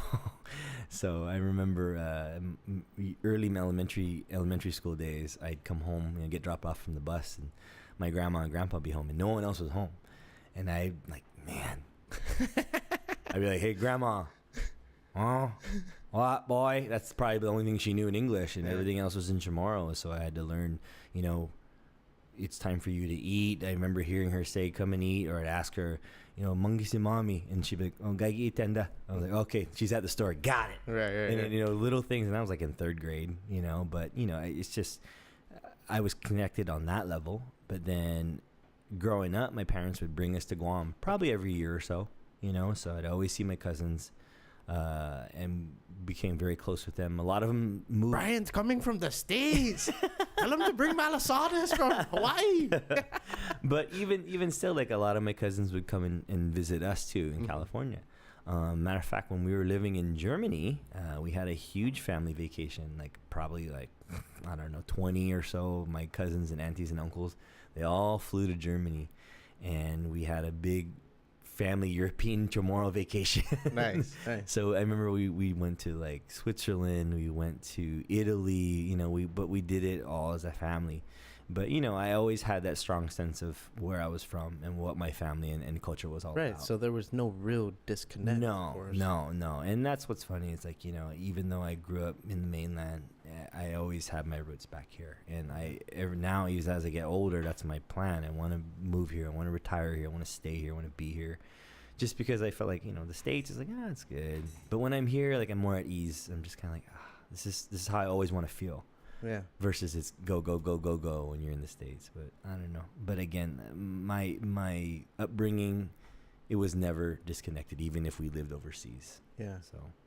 Yeah, that's you find a lot of kids who are Chamorro and sort of grow up in the States and never either never been here or never really don't really know anything about it. Yeah. But just the fact, I wouldn't have guessed that you've grew up in the States. Right. I would have thought you grew up here and, you know, spent your adult life in the States and stuff like that. But damn, to be born out there, experience your whole high school, your whole adolescent and young adult years. You know, it's funny. I tell people that I've been to 49 states. Rhode Island's the last state I haven't been to. Damn. I've been all over Europe and Asia, and there's a few other countries that I still like to go to, but it was half of it was my dad taking us around the world. Mm-hmm. The other half has been jiu-jitsu. So, you know, it's kind of nice. Yeah, the when you think back on the journey, do you think that you created destiny or you were destined for this sort of? I created my own destiny. I definitely feel like, you know, you have every opportunity to do something, where it was career, life, you know, even relationships, whatever. You have the opportunity to create your own destiny. You can't sit there and let it happen. You got to actually go out and do it. Mm-hmm. If you don't do it, at least you gave it a try, you know. And then I see jiu-jitsu like that on so many levels for me, to where I've competed all over the world against some of the best guys and been exposed to so much that if I never gave it a chance, I would never know how I would have done, you know. And I would never want that kind of regret, you know. Yeah. And as I get older, I'm like, man, I probably have maybe a couple more years left of competing left in me. Who knows, you know, like heaven forbid anything bad happens again. But, you know, I definitely can say, like, even if my competition days ended right now, I'd be happy. I'd be happy with all that I've done. I hope so. I hope so. You've been extremely successful. You know? It's tough though, man. I have to say, like, especially growing older, I was talking about it with my best friends. My best friend who actually got me into the jiu-jitsu world. He himself, he was an amazing jiu-jitsu practitioner. He was an amazing MMA fighter, but injuries drove him away from combat sports. But his drive, his name is Josh McDonald. If you ever look him up, he's an amazing athlete. He was just like me. He was a wrestler. He wrestled at Iowa. He was almost an All-American at San Francisco State, and then he became a fighter. He made it all the way to like Strike Force and all these, you know, big organizations, and then he had 3 labrum surgeries on his shoulders, and he couldn't fight anymore.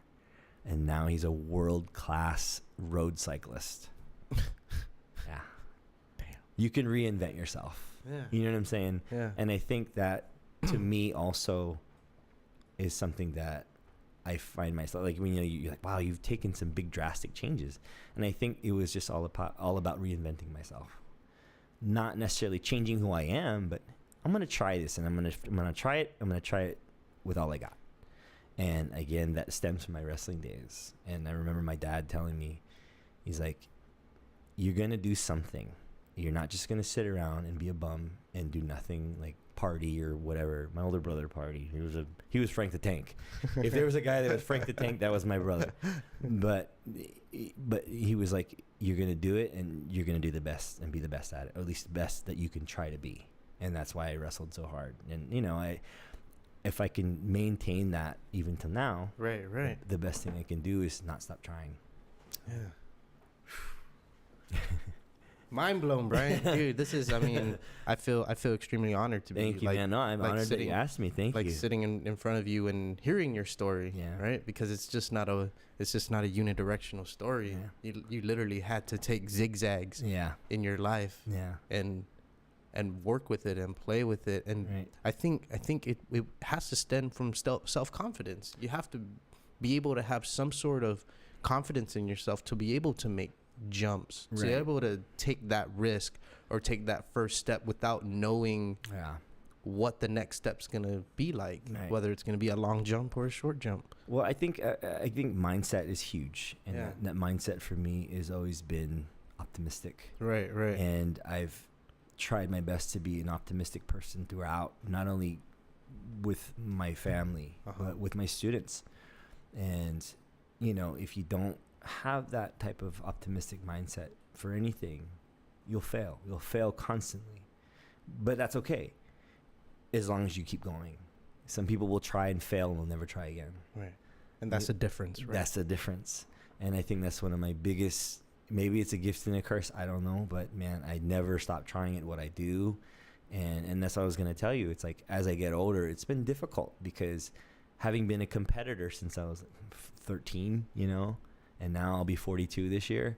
Like, dude, that's a whole lifetime in 3 different sports, you know, and my body's been through hell. I'm like, man, how much more I got? I don't know. And it's going to be. Do you feel tired? No. I don't feel tired. Trust me, there's some days where I'm like, fuck, I just want to lay in bed. Yeah. But there's some days where I was like, sweet, let's go fight. You know, and I think that's just ingrained in me though. But when I'm thinking long term or realistic, like how much more can I handle? Yeah. I don't know. Did you grow up very military style? Yeah. Fast? Well, my dad, you know, just kind of. My parents raised us. Like your dad instilled that sort of stuff he's learned onto you guys. He instilled us, you know, discipline, and my mom was probably more the authoritarian in the family, but my dad, you know, taught us respect. He taught us a lot about, you know, you got to work hard, and it was all about that. And you know, I look at everything my dad's done. He was, you know, he was a soldier. He fought for our country, and he raised us. And he took us all around the world, and that was him just busting his ass and hustling within his own career. Mm-hmm. And so, you know, I remember like thinking to myself, like, man, I don't do what my dad does, but I can kind of emulate in my own way. And so, you know, it's like, it's cool now because even my parents, they see me go all over the place for jiu-jitsu and travel and win or lose, you know. What do they say about it? I mean, being, you know, traditional, mm-hmm. right? And a traditional, I think everybody born before, I mean, that had kids mm-hmm. and who are older now, at least in their 50s. Yeah, the baby boomers. The baby boomer generation, which like, was my parents. No, don't do that. Right. Yeah, you're crazy, or stop. Yeah. Right. I remember in my bodybuilding days, after I won a couple of shows, my dad was like, all right, that's enough, right? And I'm like, no. No. But now they've seen what jiu-jitsu has done for me and what I can do with it. They don't even question it anymore. Yeah. Like they're like, where are you going this weekend? You know, or you know, and I like to share with my parents like what I do, and they can see that I work hard and I give it my all, and it's rewarding, you know, in that I can help people.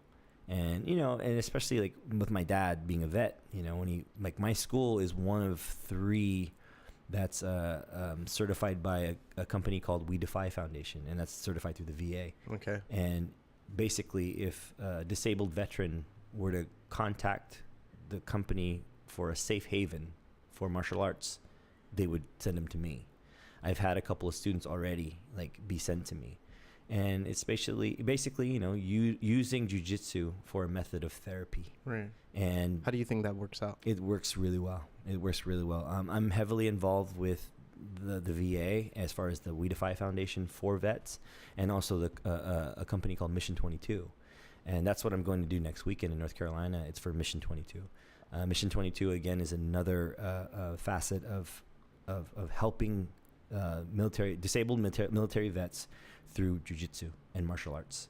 And the 22 is every day we lose 22 veterans to suicide. Right. And so it's huge, you know, it's an epidemic. And it's one of those ones where it's like, you know, people don't realize how serious it is until they lose somebody. And like, you know, the silent killer, man. Very much so. Mental health is it's huge. It's huge these days. Too commonly ignored very much for decades. And that's why, you know, it's such a great thing to hear when I learned about that upcoming seminar next weekend here on Guam. Right. For the autism for hunters, speak, right.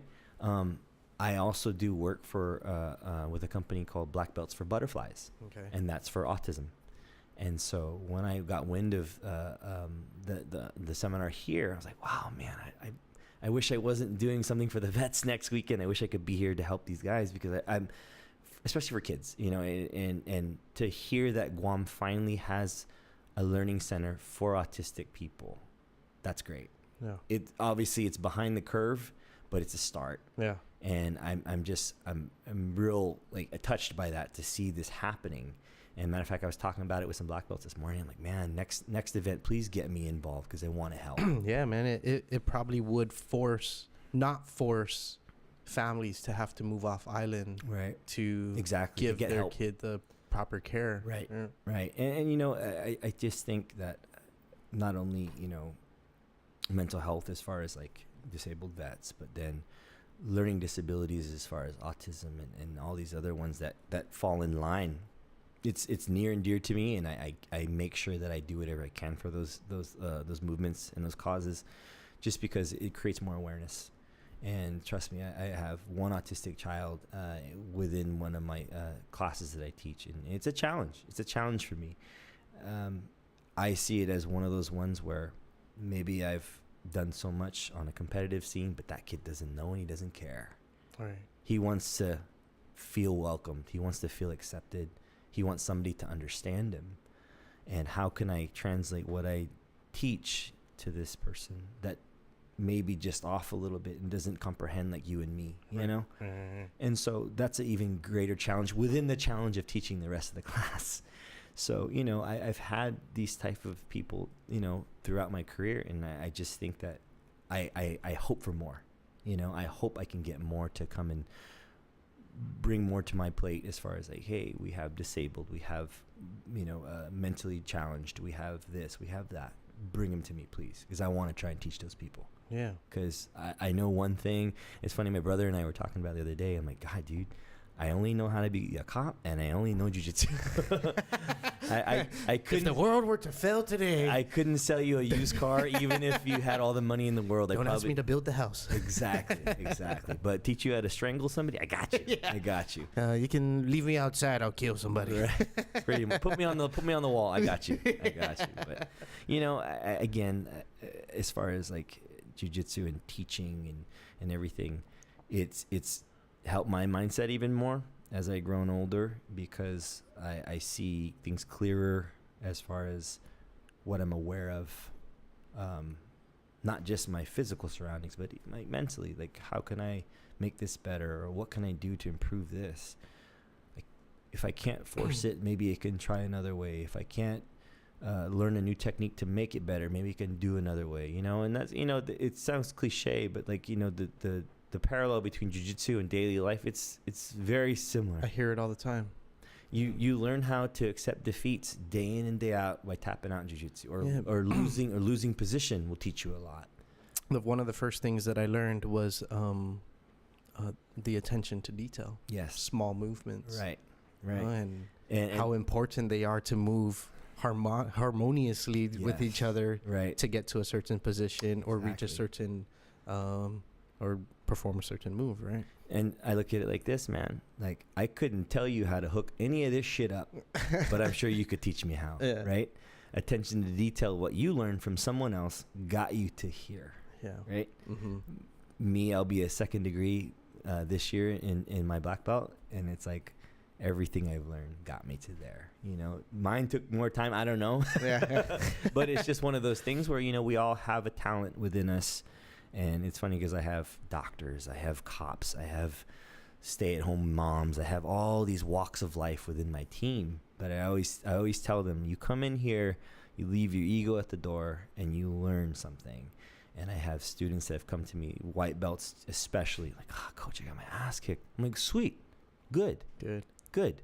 But I always ask him, tell me one good thing that happened today. Oh, I got my guard back one time with so-and-so. There it is. You won today. Yeah. And they're like, Poof. Yeah, there's a couple trainings where I go home, I'm like, shit, I didn't get tapped out today. That's it. That's it, brother. I mean, I got dominated and like mounted, but you didn't tap me out. Didn't tap you out. Exactly. But that's huge. Yeah, small wins, right? That's small wins. It has to be. And I think when you go into jiu-jitsu thinking, I'm going to kill everybody today. Hate to say it, but you're going to run into that guy who's going to kill you in a second. And you're like, oh, what do I do? And then, like, you didn't learn how to accept that defeat, or you didn't learn how to move on from it, you know? And the more and more you do it, the easier it becomes. Yeah, what I'm seeing the beauty in just in our conversation, you being a black belt, me being a white belt with 0 stripes, it's we can still relate, right? You know, the art is there for us to still be interpreted with each other. You're sharing your interpretation, right? And I'm showing you my immediate reactions to what I've learned and been thrown into. Well, you know, I see it as this, and I tell my guys all the time, new students have been around forever. I'm like, dude, I'm no better than you. I don't think of myself as better than anybody else, but it's my skill set is a little bit bigger than yours. My timing is different than yours. That's the difference. I'm not better than you. I just have got a few more tricks in my bag. And that's what it takes. Yeah. And trust me, I've seen guys accelerate fast in this art to the point where it's like, man, how long you been doing this? Oh, 2 years. Holy shit. Took me 6 to learn that one. You know what I mean? Like everybody's on their own learning curve. Yeah. And don't rush it. Don't get frustrated, but accept it. And allow it, because you're going to see how much you grew between now and next year, and then look back and go, God, I was horrible then. Yeah. And God, look at me now. I'm doing all this. I'm tapping people out now. Like it's going to happen. Yeah. It's going to happen. And there's phases of the belts. And I always walk through it with my students, because a lot of them ask me, like white belts ask me, like, tell me, coach, like, what do you expect from us at such and such? I'm like, well, the white belt should know defense. Purely defense, how to defend yourself, how to survive a fight, like what you did, right? Yeah. Didn't get tapped out. The blue belt, he's proficient at his defense, and he's got a couple of offensive tricks that he knows how to do. Still choppy, still probably ugly in some areas, but can get through it a little bit better than the white belt will. The purple belt is that one. He's like he's kind of like he's got a switchblade with a couple of prongs that will come out, right? And he knows how to use it well. Yeah, he's like the alien tongue, the face that comes out of the alien's mouth. Exactly. Right? he's that guy. And you know what I always tell my students? I'm like, it's the hardest one to get, and it's the hardest one to figure out. Because if you can get your purple belt, that means you got it out of white and blue beltville, Shitsville, and understood the bottom and the top, and chain movements, how to put things together, not just one at a time. More fluidity rather than... Right. Oh, shit, I'm here. And now what? Yeah. Right. You see a good... And I've seen it before. I've seen good purple belts tap out black belts in competitions. Wow. Like I said, that kid Nicky Ryan, he's a purple belt. Okay. He beat a black belt. But like I said, it's the hardest one to figure out. And then by the time you get out of the purple, by the time you're a brown, you're basically a black belt in waiting. It's your timing and your mental maturity that needs to improve. And it's funny because that's the Chifu status, right? But I just see it as like, you know, guys at brown. Some of my brown belts are they're just monstrous. I have to beat the crap out of them just to make sure that I don't do that again. But then I turn around the corner, I'm like, you know, got me good. Yeah, but you know, I don't trust me. My students have tapped me out. I don't get pissed off. I'm like, sweet, I did my job. He got me. Yeah. You know what I mean? If they're not, I'm doing it wrong. I'm holding something back. Yeah. But again, they're maturing all the way around, physically, technically, and mentally. And it's a great thing to see now that I've been through those phases. Mm-hmm. And I've had those learning curves, and you know, it's almost like the that sort of Buddhist thing, that the hierarchy, and then you reach self-actualization. Right. Right. But you know what? Even now, like, man, I love learning things now as black belt. Like I was training with the boys this morning. It was 5 of us black belts. Yeah. And you should have seen my intimidation. I was like, oh jeez. Good thing I didn't walk in here with a gi on. Totally would have embarrassed myself. But you know what? It was the most humbling thing that Professor Omar, he hit me up. He's like, you know, can you come teach me a couple things and we can share and just train? I was like, absolutely. I'm like, wow, that's awesome. And then all my other friends are like, hey, I'm coming. I'm like, sweet. And then, you know, I'm sitting there, and next thing I know, I'm teaching them. And number one, these are just my friends, my peers that I really respect and appreciate them. Uh-huh. But then for them to like kind of, hey, show me this, or do this, or how about this? I'm like, wow, man, thank you. Because that means a lot to me. Like, to be able to have my friends at a black belt level ask me. Like, trust me, I did a seminar one time, and I remember the room was probably about 200 people in the room, and from white to black belt, right? And there was, in the front row of the circle of people, there was probably like at least 30 black belts sitting there. Mm-hmm. And I remember it was my portion of the teaching to start, and I was like, man, all right, how many of you guys know what the berimbolo is? And the whole room raised their hand. And berimbolo, it's a sporting thing to take the back. I love it. It's a great movement. And then I go, how many of you guys know a technical stand-up? The whole room raised their hand, right? And I'm like, well, you know how to defend a berimbolo. And like the look on their faces was a little bewildered, like, you kidding me? Like, no. And then I showed it, and they were like, the whole line of black belts that was sitting there, like, you know, but it was like, I remember walking out going, thank God. But you know, but every one of them came up to me. They're like, man, you simplified that so well, and everybody got it. I'm like, well, you take a basic self-defense movement and apply it to something that's right there and make the pieces of the puzzle fit, right? Yeah. And that's all I did. But, you know, all these guys were telling me, I never would have thought that. And it was funny because one of my good buddies, Anthony Mitchell, was a black belt out in Mississippi. He was seen in the stands. I think it was at Worlds or Pan Ams in L.A.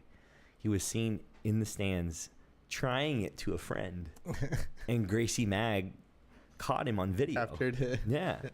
And then I was like, oh shit. And then like he commented, he's like, I learned this from my good friend Bryant Pangelinan, blah blah blah. I was like, oh shit, this is great. Like the technical stand up stops the berimbolo. And it was just like, man. And it's funny because like I've done seminars all over the place, and they're like, hey, how do you do that stuff, the berimbolo with the technical stand? I'm like, come here, let me show you. They're like, wow, it really works. I'm like, yeah, no shit. Yeah. But you know, it's like, you know, again, if I can get through to people at any belt level, I did my job. And I have students that, as a matter of fact, Wayne, not tonight, he told me today, he's like, Bri, I still use that one little pass that you showed years back. I was like, oh. But yeah, I've had students, you know, come up to me from all over the place. They're like, hey, professor, I remember you did a seminar at my place, and I remember this one move, and I still do it. I'm like, thank you, man. Thank you. That's awesome. You know, that means a lot. Yeah. That means something registered and it stuck. When did you start doing these seminars where people were inviting you to their schools or their academies to train or show technique, stuff like that? I've been doing seminars since I was a purple belt. Okay. But then at black belt, things really took off. Obviously, you know, like experience, and people want to learn from black belts. Yeah, and the way the flyers look, it's like featured, super featured. Well, you know, it's one of those things where you know, I do my own self promotion, and all I can do is hope that somebody will want to bring me out and I can help teach them. Yeah, but it seems like your name has gone around enough to where the name alone would garner or pull in students to want to join a seminar. Yeah. I've been around. I think that's why, you know, and I try and give people the best product that I can. I never take every seminar the same. I don't cookie cutter nothing.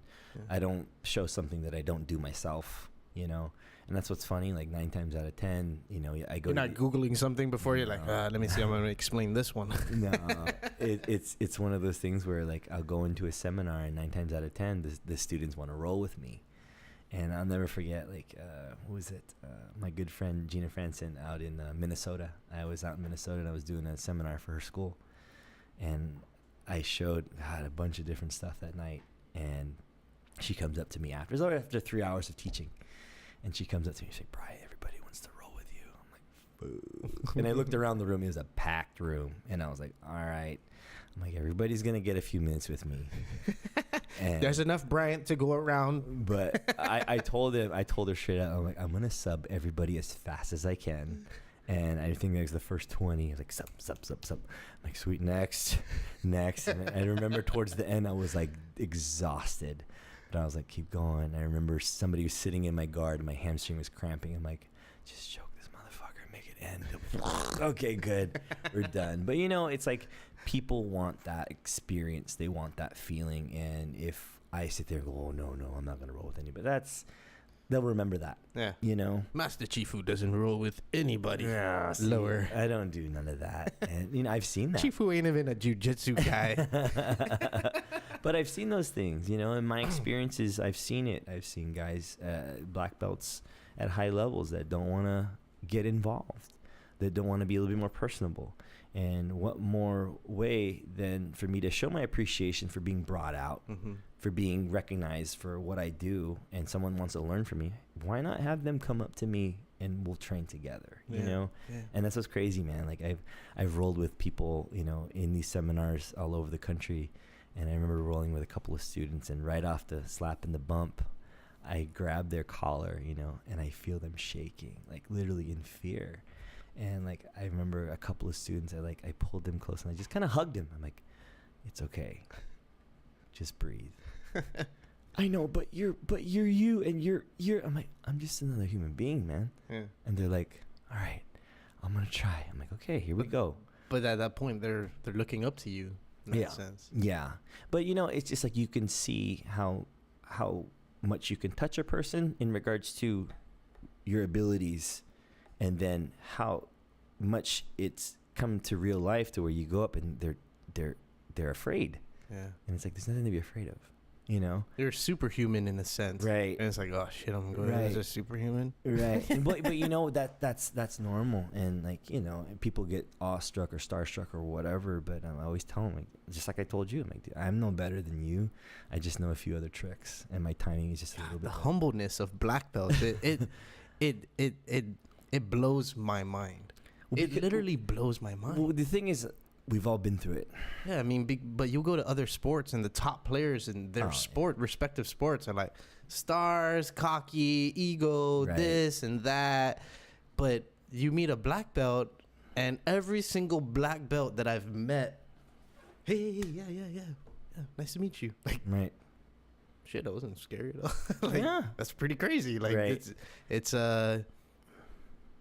they're extremely humble. And like I said, it's just the humbleness is what is the biggest mind-blowing thing about it all. I saw a meme years back, and it was like, you'll never be able to go play one-on-one with Michael Jordan, but can you go roll with a world champ in jiu-jitsu? You can do it every day if you want to. Yeah. I may not be as popular as Michael Jordan or the Golden State Warriors or whatever, but I know what I'm doing, and I've done a lot of things, and I can help and teach people. You know, I'm like I said, I don't look at what I've done and go, I have a greater status than someone else. Are you pretty familiar with your fan base, or how big your following is? Well, it's funny, man. Like, I've been to so many places, and sometimes people call me out by my Instagram name. Hey, Chamurai 76. I'm like, my name is Bryant. Hello. But yeah, but it's one of the best things, man, is being recognized by other Chamorros. And I've been around the country, and I've competed all over the place, and right away I've had like where was I? Whether Vegas. I know it happened in Vegas. It happened in Portland. I was competing, and all these Chamorros were there just because I was competing. And that was pretty freaking cool, I'm like, man. And I couldn't help but want, hey, I'm going to go take a picture with all you motherfuckers. Yeah. And we're going to take a big family picture, okay? And they're like, oh, this is awesome. But it's like, again, my connection with who I am and my culture, like, that means a lot. Yeah. So if I can get that kind of, like, not necessarily a following, but support. I just see it as support. It's fans. It's you can say fans. But I try and reach back. People message me all the time. Hey, you're an inspiration, or I take my time and I respond back to people. Yeah, it humanizes you. You got to. Yeah. And not only that, but like how many times I responded to an email today, and right away, oh my God, thank you, like, for responding. I was like, sure, like, you're welcome. Like, well, it's the human thing to do, right? Yeah. Treat people with respect, and you'll get it back. Yeah. And again, when people can see how accessible you are, it's pretty easy to make them realize, hey, he's no greater than me. Right. I can talk to him too. So I don't know, Like man. you said, we're all just humans here. Right. We're all walking in this planet and trying to survive. Yeah. Well, one of the things that I kind of has stuck into my head for a long time is like, no one is above a handshake or an ass whooping. You know what I'm saying? Yeah. You're no greater than me that you can't sit here and shake my hand. Right. Heaven forbid some ungodly thing happen between us, but, shake a man's hand. And you're not above an ass whooping if you deserve one, right? You know what I'm saying? Like, I just kind of see how people, that's how it is. And again, you respect people, you treat them with the amount of kind of love and appreciation that you would want for yourself. That's what you're going to get back. Yeah. So, I don't know. Yeah, you got to give it to get it, right? Absolutely. Dude, where we at here? Hour 45. Whew. Bitch. I just met you. We've been rolling for how long? And this is what happens. This is Right. what happens on the show, man. It's been incredible picking your brain. Thank you, man. And just sort of hearing your successes and how you've overcome different obstacles in your life, right? From injuries to changing career to police to the department not having any money to keep you on. Right. You know? Well, I don't know. I don't see them as successes. It's relative. I see it as me taking a chance and not Okay. giving up. And it's like, it's just like jiu-jitsu. That's the parallel. It's definitely going to drive a bunch of people who's listening to this I hope. episode. I hope I can help somebody. Honestly, dude, I mean, I was just telling somebody recently, I was like, a big problem with a lot of people is that they give up so fast. Yeah. As soon as things start going to shit, They give up. they give up so quickly. Absolutely. And once we get masses of people, especially here on Guam, right? Because this place really matters to all of us. Once we get that mentality that you don't have to be in the position you're in, it just takes a little time and a little effort, Right. and a little passion maybe Yeah. to get to where you want to be. We live in a world where you're not forced to have to go do this. Like, oh, you're this color or this age or this person from this family. Oh, you're gonna stay. You stay over here and you're gonna work in the factories. Right. We're given that opportunity to maybe start from the bottom wherever we're at, but there's always room to improve. But we don't have to stick with that one thing. We can totally my day job, I do something different than this, Right. And this is me just enjoying myself, Right. And I do jiu-jitsu all day long. and so I want to get to a point where I've been doing this for a few years and I'm gonna keep going. I don't see myself stopping, and Right. maybe one day I can say, shit, This is what I do sat for a with a living. bunch of people and now I do a podcast for a living, and Right. I'm a professional talker. hey, you're a black belt in talking. Yeah, black belt in talking. I got my ears in. Yeah. But you know what? Again, this is you looking to reach out. Yeah. This is you looking to communicate with the rest of the world and trying to reach out on some sort of level to help somebody out there. Yeah, man. And the craziest thing is that you have ties to here. You don't live here, but everybody who has ties to here can relate to it and then see your successes out in the mainland and what you plan on doing in your future and stuff like that. And damn, dude, it blows my mind just how much everything just connects. Right. You know, doing this podcast has created the biggest network I've ever been a part of. And it's only going to grow more. Yeah, man. Yeah. It's just like, oh my God, mind blowing. And then you just watch, man. If it hasn't already happened, people are going to come, hey, bro, can you help me with mine? Because I want to start. You know what I mean? They're going to want your experience. They're going to want your input. And you're going to have to reach out and help somebody on that level. And it's there. It's there, man. And I can be the teacher. Exactly. Right? Wow, Exactly. Man. Bryant, this was incredible. Thank you, brother. Like I said earlier, honored to have been sitting in front of you and just hearing your story. Dude, the floor is yours. Put out anything that you like, whatever you're promoting, whatever you want people. I know people on the West Coast, they heavily listen, hopefully. But yeah, just put anything you want. Again, just honored and thankful to be here and proud to share my story. You know, I've been through ups, I've been through downs, but I never quit. I just kept going. And again, whether it's jiu-jitsu, podcast, freaking whatever it is you do in life, don't quit. Just don't quit. If for whatever reason there's a fork in the road, you find a detour and get back on track. And I think my story, it's taken so many detours, and my life has taken so many twists and turns, but I found my way to come back, you know. And I can really think back to distinct points in my life to where I probably could have fallen off and given up completely and had a different life. But nah, I didn't want that. I didn't wait for opportunity. I sought it out. I wanted to be where I'm at right now. And I still have bigger goals. I still have things I want to do. So I just see it as, you know what, I'm maybe later as far as in my competitive career, but as far as me growing as a person, as a martial artist, I still have so much more to do, and there's so many more people I want to reach out and help, and then I'm sure I'm going to find others that are going to help me. So that's it, man. Awesome. Shout outs, how people can sign up, follow you on your Instagram. Well, if anything, shout out to my family and friends here, the best people in the world. And every time I'm on Guam, I find myself wanting to stay more and stay longer, and that's something I'm going to be doing. You know, like, it's becoming more and more real. Yeah, it's becoming more real. But you know, at the same time, like I said, you know, connections and network have brought us together. So Professor Omar and everybody, and all my black belt friends and all the teams here on Guam, you know, jiu-jitsu, it's amazing, and it's growing, and I hope everybody gets out there and either tries it or at least gets exposed to it at some particular point and find out how much it can change their life. Hell yeah. Professor Bryant Pangelinan, thank you so much. Oh my God. Thank you, brother. Thank you. Huge honor. Thank you, everybody, whoever's listening out there. You know I love you, and we're gonna do this again.